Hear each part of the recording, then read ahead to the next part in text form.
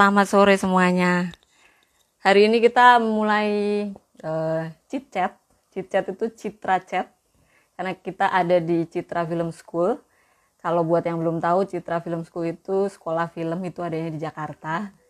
Yang pengen tahu info-info selanjutnya mengenai Citra Film School, bisa pergi ke website www.citrafilmschool.net. Nah, oke, sore ini kita mau ngobrol sama seorang penulis skenario tentu saja. Karena yang berhubungan sama film kan ya penulis skenario gitu ya. Kebetulan ini temen udah lama, namanya Mbak Budita Arini. Dia itu pernah jadi wartawan, terus pernah jadi editor, terus akhirnya pernah jadi dosen juga. Oh my god. Akhirnya kemudian merambah ke dunia penulisan skenario, baik skenario film maupun TV. Mbak Dita apa sudah masuk? Oke, coba. Nah, ini dia. Halo Mbak Dita. Hai Windy. Hai, apa kabar? Agak ambles. Baik. Boleh agak naik dikit boleh nggak? Agak berdiri. Ya, oke, sip. Gimana kabarnya Mbak? Sekarang lagi Alhamdulillah. ngerjain, lagi ada proyek apa? Sekarang lagi develop sebuah serial buat sebuah OTT, OTT apaan tuh OTT? aplikasi-aplikasi. Oh, kayak flik-flik itu ya. Iya, sejenis Oke. aplikasi film yang ditonton Oh, film yang dan ditonton di apps gitu ya. apps. Betul. Nah, terus sekarang tuh uh, kalau pernah dengar pernah juga kerja di TV ya. Kalau TV gimana nih sikonnya? Enggak, aku nggak pernah kerja di TV. Bukan kerja di TV, Freelancer mengerjakan sih. project ya buat TV. Kalau Masih apa enggak? project-project, kalau di TV itu sekarang lagi enggak. Hmm, Terakhir untuk TV itu justru 2019. ngerjain project eh apa? Boleh disebut nggak? dari yang terakhir ya? Apa dari yang pertama? Dari yang terakhir aja deh. Yang terakhir. Nah, terakhir itu kalau untuk televisi, kalau It's untuk televisi itu bikin The East buat net. the East, oke. Itu sitkom Heeh. selama hampir 2 tahun di situ. Sebelumnya bikin sitkom juga, ada yang buat net juga tapi umurnya nggak panjang, cuman berapa episode. Itu namanya judulnya Dairy Queen. Terus sebelumnya juga pernah bikin Pondok Pacus. Hmm. Pondok Pacus tuh sitkom yang main Matias Mucus, tayang di Trans TV. Sekarang masih bisa dilihat di YouTube. Terus sebelumnya lagi ada FTV, ada serial yang bukan Web series. sitkom tapi komedi. Oh, Web series sitcom. juga pernah. Web series bikin buat SCTV dulu. Terus ada beberapa produk, untuk produk fintech pernah, sama um, aku lupa. Oh, kecantikan kulit. Oh, kalau sama aku kalau nggak salah pernah ngerjain produk buat apa apa tuh namanya? eh itu yang banyak makanan snack dan sebagainya itu ya kalau nggak salah kita berdua ya. Lupa. Oh iya iya iya. Eh, Kita pernah, itu iya bukan iya. web series, Ya itu kan itu berapa episode? OTT. Tiga, empat atau tiga Oh gitu iya. lupa gue. Keren Ya itu, pokoknya Win. itulah. Suka banget deh itu garapannya. Oh, top banget Windy garapnya. Ya sekalian promo ya nggak? Rumit. Udah ngomongin lu aja. Lengkap. Nah ini sekarang kan corona ya nggak kan? Gara-gara corona syuting berhenti, terus banyak teman-teman iklan juga berhenti, terus ya pokoknya kayaknya dunia perfilman dan pertelevisian itu dipaksa untuk stop gitu. Nah kalau dari Dita sendiri ngelihat itu ke depannya gimana? Masih optimis apa kagak tuh untuk Eh, kita emang jalannya melambat untuk syuting-syuting gitu. Malah ada yang stop sama sekali karena eh, banyak yang adegan-adegan perlu orang banyak, itu pasti udah nggak boleh sama sekali. Hmm. Sebenarnya sih ada pengumuman kan dari eh, untuk PH-PH itu kalau mau syuting ada syaratnya. Cuman syaratnya panjang, misalnya ada syarat sebelum masuk ke lokasi, syarat di lokasinya gitu. Dan itu di kebutuhan naskahnya juga harus di akomodasi.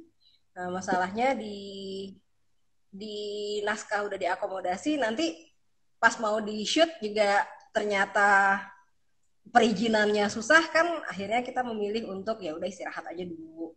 Itu kebanyakan terjadi kayak gitu. Nah, tapi sih ada beberapa juga yang bisa diakalin, misalnya entah syutingnya minim orang atau syutingnya pecah frame gitu, selalu berjauhan, tapi nanti di editing baru bisa.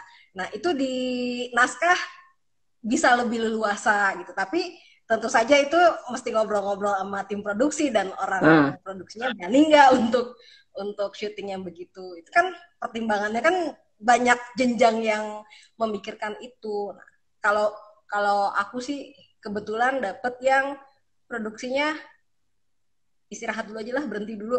Nah, oh, kecuali yang develop untuk aplikasi ini masih jalan terus. hmm. Tapi enggak terdampaknya berat banget nggak sih? Maksudnya jadi banyak yang penulis-penulis cerita atau penulis skenario di teman-teman kamu itu ada yang Iya, benar-benar, aduh nggak punya duit nih apes gitu. Berasa nggak sih?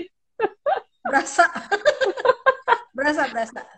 Kita suka curhat-curhatan gitu. Oh, aduh, Waduh, sedih aja. ini dengan sudah menipis. Tapi mudah-mudahan Akhirnya, lah ya dalam waktu dekat ini ya, mudah-mudahan aja. Aduh, pemerintah please bisa syuting lagi gitu ya. tapi malah jadi kreatif, ada yang bikin produksi-produksi rumahan gitu. Ya, Ntar saling dukung gitu. Ayo. Dukung dengan cara follow, sebarkan dan lain-lain gitu. Siapa tahu iya, kan bisa sih. manfaat lain gitu. Cuman tetap aja sedih. Curhat. Ah, oke. Okay. Itu tadi apa sikon sekarang ini. Sekarang kita mau balik ke masa lampau nih. Sorry aja ya.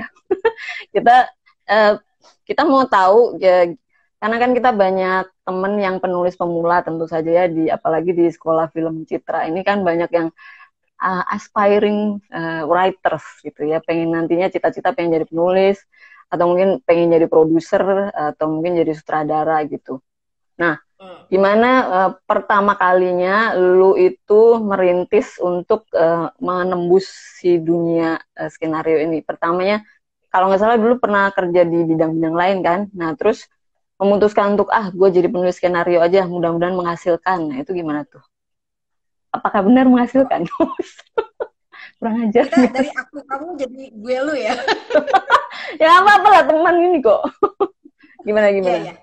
Jadi waktu itu kan gue Nah, wartawan, terus ngerasa gue kayaknya nggak nggak sek untuk terus-terusan kemana-mana gitu. hmm, Pengen yang kerjanya nggak usah lari-lari ke sana sini dan sama nggak dong. pengen pepet deadline terus. Akhirnya lu tuh Win yang ngasih saran ke gue tuh untuk ini cari lowongan skenario. Oh iya, iya. Waktu itu teman Yahoo Groups gitu. Oh Terus iya, gue iya, ikutlah benar-benar. Yahoo Groups dan waktu itu ada audisi, pas lagi ada pengumuman audisi sinopsis Bajai Bajuri. Wow, terkenal itu. Nah terus ya gue bertekad inilah harus ikut, kalau bisa nembus alhamdulillah gitu. Jadi uh, gue pelajarin tuh Bajai Bajuri, nonton udah gitu, pinjem DVD Friends karena Bajai Bajuri kan sitkom ya. Gue ke DVD ampe ini ampe apply membership buat DVD rental, Oh, pinjem Friends mau pelajari gitu. Jadi ngerti cara mikirnya sitkom gitu. ah, Akhirnya gue bikin sinopsis, kirim dua, satu tembus, akhirnya jadi penulisnya Bajai Bajuri loh, itu. wait. Jadi lu nggak pernah belajar nulis skenario secara khusus? Nggak pernah. Oh ya? Belajar di jalan. Oh. Sebenarnya waktu itu gara-gara si Yahoo Groups itu Win, itu kan si Yahoo Groups itu kan membagi anggota-anggotanya jadi beberapa writing group. Nah, gue masuk ke salah satu writing groupnya. Kegiatannya di writing group adalah membahas. Jadi kita buka buku apa aja nih yang dipelajarin di sebagai penulis skenario gitu. Mulai dari belajar premis, mulai dari bikin sinopsis, mulai dari bikin adegan, mulai dari mencari ide cerita gitu. Udah kita diskusi mulu. Nah, Oh. gue ngerasa kalau diskusi melulu sampai 10 kali pertemuan akhirnya kebanyakan ngobrolnya gitu. Terus kita ngapain? Sempat waktu itu udah bikin produksi Win, bikin film pendek Oh. kita dari kita gitu. Tapi mentok di editing. Udah syuting, editingnya kita Nah, itu kan. kedodoran. Waktu Terus itu belum zaman yang aplikasi-aplikasi mudah sekarang, Win. Afid, Afid. Dulu masih komputernya masih komputer kotak. Terus ya udah akhirnya gue pikir gue harus terjun langsung jadi penulis kalau emang gue pengen bisa jadi penulis ya emang harus cari kolamnya terus gue nyemplung ya uh, kolam pertama gue di Bajai Bajuri itu Jadi pas lu masuk selanjutnya jadi penulis Bajai Bajuri itu, lu sebagai anak bawang atau tiba-tiba memang udah ada beberapa penulis lu dicemplungkan begitu aja gitu? Atau lu belajar sebagai magang gitu? sebagai sebagai salah satu tim penulis jadi Bajai Bajuri itu dia punya head writer dan head writer itu membawahi beberapa penulis waktu itu gue lupa berapa taruhlah 7 gitu ya gue lupa pastinya berapa gue salah satunya perlakuannya sih sama kita setor sinopsis nanti sinopsisnya ditanya didiskusiin lagi terus diarahin cari cari alurnya yang enak cari komedinya yang pas gitu setelah itu bikin plotnya juga didiskusiin lagi uh, kalau nggak dibantai ya didiskusiin gitu terus udah plotnya direvisi kita masuk skripnya juga kayak gituin lagi sampai dibahas kata per kata punchnya gimana gitu itu Bajai Baju Tapi itu dia masih merasa lu sorry aja ya kan sekarang yang namanya penulis sinetron atau penulis series itu kan kayak dikejar kejar tayang gitu ya. Tapi kalau suasana lu pada saat di Bajai Bajuri itu gimana gitu? Apakah seperti itu juga dikejar-kejar kayak kejar utang gitu? Yang gue denger sih gitu ya, nggak tahu. waktu Bajai Bajuri kan belum kayak sekarang Win belum Oke. ada stripping Belum ada apa?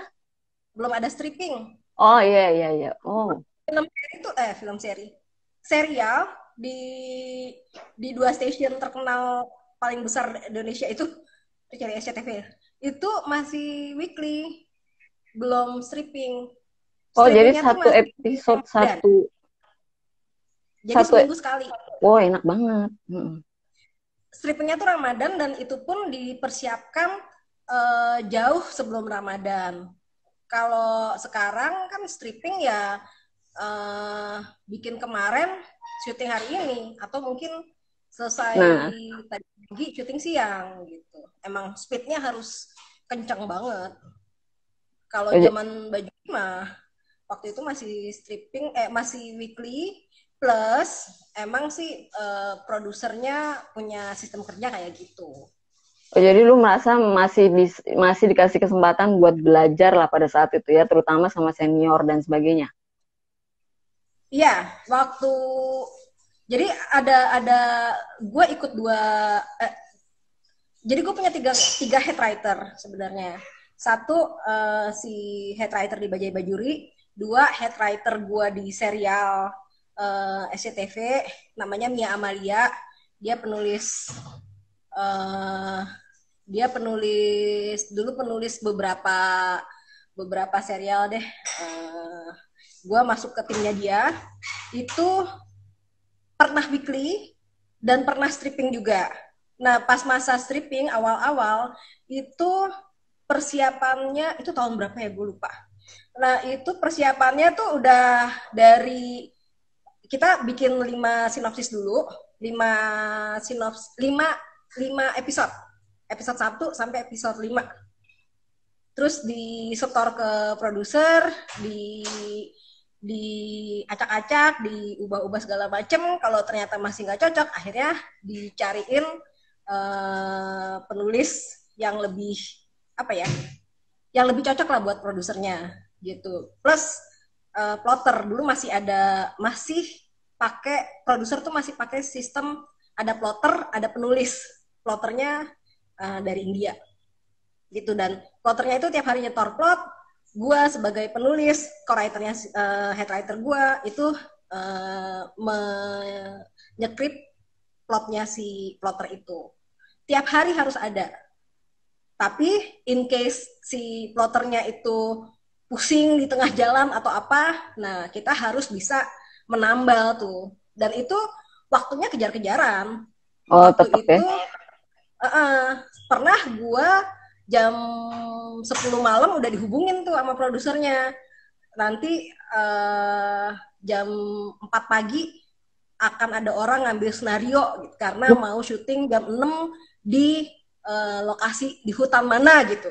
Jadi dia cuman nyebutin lokasinya sama nyebutin orang-orangnya yang bisa syuting di situ. Nah, gue tuh malam itu Harus suruh pikirin.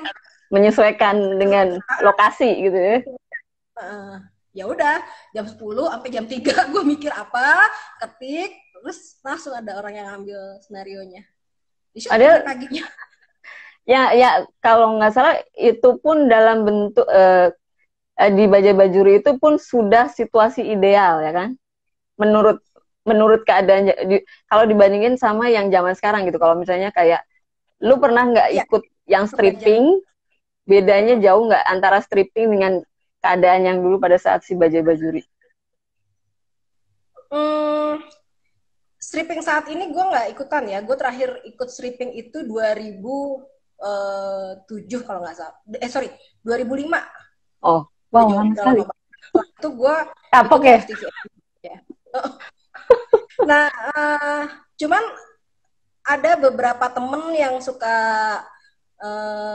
gue ajak kerjasama kalau lagi bikin serial non stripping. Itu ya dia ceritanya kurang lebih sama sih, dapat plot jam sekian, berapa jam kemudian harus store naskah gitu. Dan untuk belajar, orang yang baru baru mau nyemplung dunia penulisan skenario bisa apa enggak? Bisa, tapi ya mungkin berapa scene dulu kerjain, karena harus ngerti kan plot yang dikirim itu ceritanya tentang apa, bagaimana menyekripnya, bagaimana dia memainkan adegannya, masuknya gimana, terus dia melakukan apa, dialognya apa, yang kena dengan plot yang dimaksud. Itu paling pertama orang-orang baru gitu ya, dikasihnya berapa scene, suruh kirim, berapa scene, suruh kirim. Ngelatih penulis dan ngelatih speed.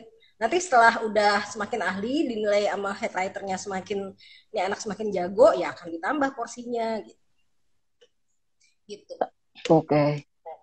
Kehidupan Tapi, dunia penulis. nah, gimana pertama kali, itu kan pertama kali lu menembus berarti lewat Bajai Bajuri gitu ya. Nah, setelah itu apakah karena lu pernah di Bajai Bajuri jadi terus nyambung ke project berikutnya, atau memang lu coba melamar atau pindah kerja atau kayak gimana gitu supaya ada peningkatan lah ya untuk next projectnya? Dari Bajai Bajuri itu gue ke itu yang head writer gue yang di serial SCTV itu, Nia Amalia. Itu lebih gue memilih ke situ karena lebih deket sih, pertama dari rumah gue di Jakarta Timur. Jadi kalau di sebelumnya kan gue harus ke Pamulang. Emang kebiasaan mager aja. Pertama karena lebih dekat. Kedua karena ya emang ini hal baru. Terus waktu itu gue ngerasa apa ya, seneng karena gue dipilih gara-gara Mbak Mia ini membaca. Jadi dulu gue ngelamar di di temennya Mbak Mia itu sambil ngirimin skenario yang dari cerpen anak gua. Nah, itu skenarionya itu pendek, tapi kalau menurut Mia itu udah apa ya, sangat sangat hidup. Makanya dia tertarik untuk menghubungi gua gitu. Gua ngerasa wow, gue di notice gitu. Jadinya ya oke, gue mau ke lu gitu untuk belajar lebih lanjut lah. Lama-lama jadi projectnya ada lagi gitu. Sampai berapa ya, ada berapa serial gitu. Setahun Oh, lebih lah gue sama jadi dia. kayak si Mbak Mia ini mentornya lu secara tidak langsung gitu ya? Iya, jadi setelah dari Bajai Bajuri, gue ke Mia belajar banyak tentang drama karena Bajai Bajuri kan sitkom ya.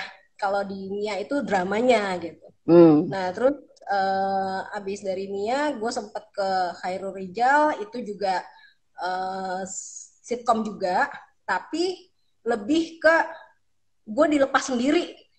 Jadi bukan head writernya yang jalan, gue yang harus ketemu klien, gue yang harus diskusi ide, gue harus apa harus ngarahin klien maupun terima arahan klien itu harus gue gitu. Jadi kayak gue co-writer tapi dipaksa jadi penulis mandiri di Wow. di yang ketiga itu gitu Dipaksa tapi dipaksa. jadi banyak belajar ya kan?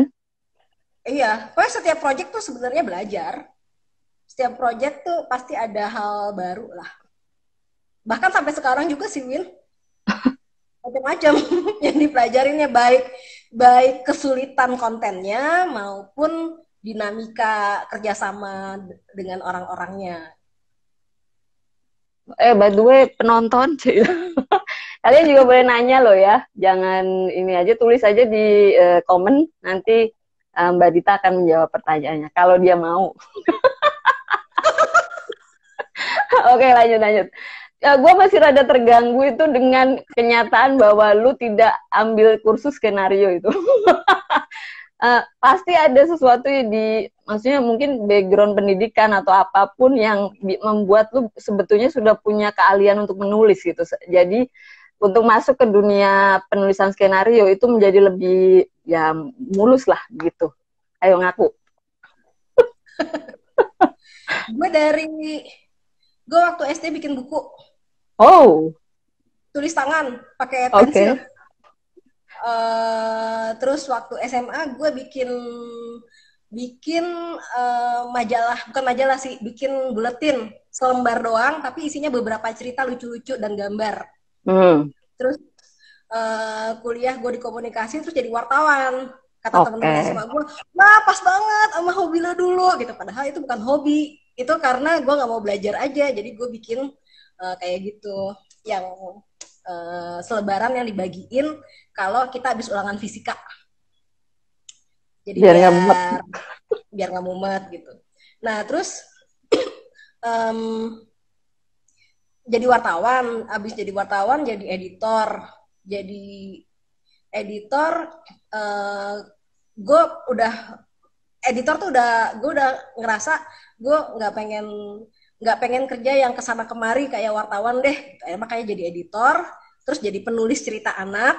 Oh, Nah jadi penulis cerita anak tuh sama pemretnya tuh dulu juga diarahin tuh, karena nulis cerita anak ternyata beda dengan nulis artikel gitu. Jadi gue belajar lagi dari cerita anak, terus itu gue ngobrol sama lu yang tentang Yahoo Groups penulisan skenario penulis. itu, apa dulu namanya, layar kata ya? Ya. Ya, Almarhum jadi layar kata. almarhum. Yahoo Groupsnya juga udah ya almarhum lagi. Oh, iya. Ya dari situ udah kecemplung Eh, jadi penulis. Nah jadi memang sebetulnya lu udah ada basic penulis ada basic menulis, udah sering dan menulis, suka menulis. suka Ya, suka menulis. baru kamu masih mencari sesuatu apa ya, job yang sesuai dengan hobi mager lu itu ya. Ya, Jadi masuklah ke dunia penulisan skenario. Tapi ternyata kalau gue denger dari ceritamu itu yang kadang kan suka curhat juga bahwa kita lagi jalan-jalan nih ke Kawah Putih gitu ya. Terus tiba-tiba lu ditelepon gitu sama produser lu, lu lagi apain? Gue lagi istirahat nih di Kawah Putih. Gak bisa, lu harus ini revisi bla bla bla. Nah kayak gitu. Coba diceritakan yang seperti itu. Apa di samping ada yang happy-nya, ada juga pasti yang sedihnya gitu sebagai seorang penulis skenario. Iya. Sebenarnya itu nggak sedih sih, Win. Emang kewajiban aja. Udah tahu bahwa itu resikonya gitu. Militan. Sering kayak gitu tuh. Kita lagi jalan, tau-tau ditelepon. Gue harus buka laptop. Waktu itu gue kan kemana-mana bawa laptop ya, Win ya.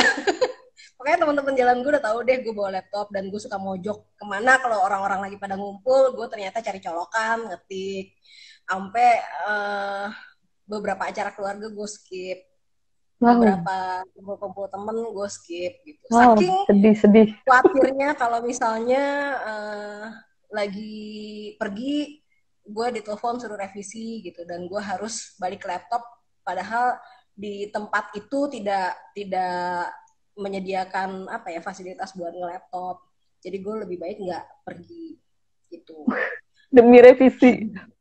Kadang-kadang di mobil gitu di jalan, tapi lama-lama gue ini juga sih matanya agak-agak pusing kalau baca di mobil, jadinya ya mendingan cari tempat nepi. Tapi lu enjoy kan? Kayak gitu. Dinikmati. Karena emang lu udah enjoy dengan jobnya sebagai seorang penulis skenario. Oh, siap.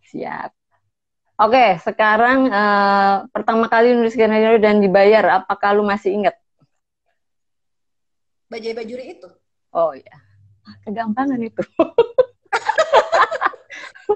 Oke, sekarang series sudah ya kan? Itu apa, sitkom ya termasuknya ya?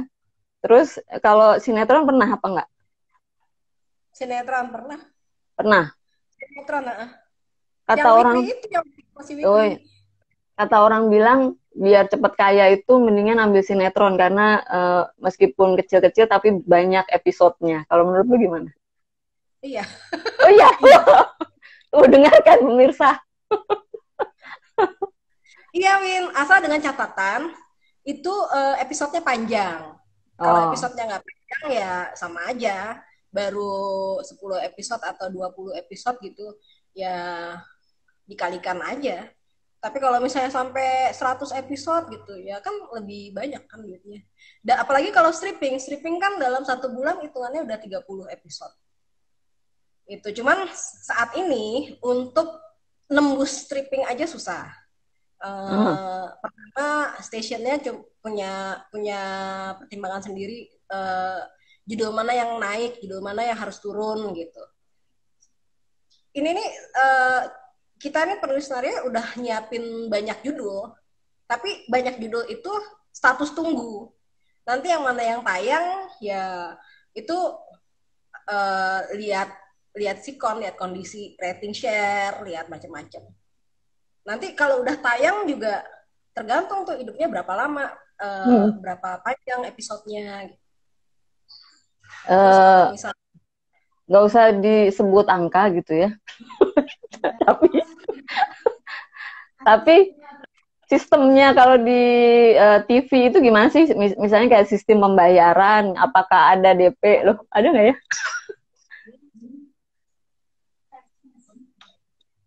Apakah ada DP misalnya, atau mungkin lu dibayar baru setelah setor berapa episode, atau mungkin ada juga yang bilang kalau sinetronnya belum tayang kita belum dibayar, Bo, kayak gitu-gitu. Itu hanya rumor, apakah benar?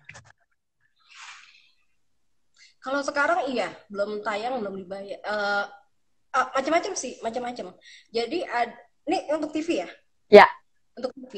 Untuk TV kalau untuk ini pengalaman gue ya, gue bicara dari pengalaman gue. Untuk TV kalau belum tayang itu ada 2 kemungkinan. Satu, dibayar sekian persennya. Persennya itu tergantung kita gimana cara nego dan kesepakatannya. Uh, untuk final draftnya, final draft yang di syuting. Tapi belum tayang nih, jadi nggak bisa 100%. Oh, Ketika udah tayang, itu baru bisa dibayar 100%. Tapi ada yang tunda. Tunda misalnya 2 minggu, gitu. Ada yang seminggu, ada yang sebulan. paling lama Kalau berapa bulan? wah, paling lama, paling lama ya ada yang lebih dari sebulan lah. Oh, masih alhamdulillah gitu ya. Iya. Iya, ya. Tapi iya sedih gitu. Oke.